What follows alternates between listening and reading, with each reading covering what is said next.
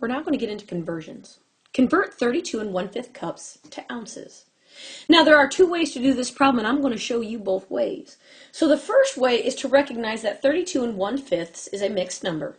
And in order to use our dimensional analysis and our conversion factors, we're going to need to just have a single fraction, right? It's going to be improper, top number will be bigger, but that's our first way to do it.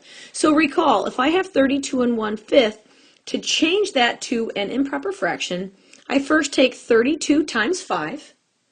So I'm going to multiply 32 times 5, and I will get my answer of 160, and then I'm going to add the top number, so plus 1. So I will end up with 161 over 5. Denominator stays, and that is cups. So this is the first way I want to show you. Now we're going to go cups to ounces. Well, if you look at your formula sheet, there are 8 ounces in a cup. So I need cups to be on the bottom because that will make them cancel out based off of our division with fractions, or multiplication with fractions, So I'm going to put ounces on the top. 8 ounces is equal to 1 cup. We call this a conversion, right? Conversion factor. So when I do this, cups cancel out because denominator to numerator, and I multiply straight across.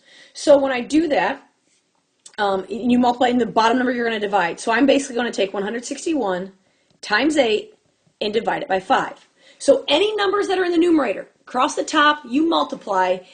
So multiply on the top. Anything in the bottom, you're going to divide, because these fraction bars mean the same as division.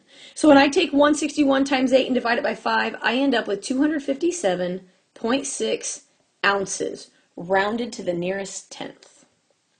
Now, I promised I was going to show you a different way for this problem. Now, 32 1/5 is special because 1/5 is what we call a terminating decimal. If you type 1/5 into your calculator, it's going to spit at you 0.2. Now, this process only works if you have terminating decimals. If you have a repeating decimal, you're going to have to end up rounding too early in your problem, and it's going to throw off your ending answer. So remember, terminating only.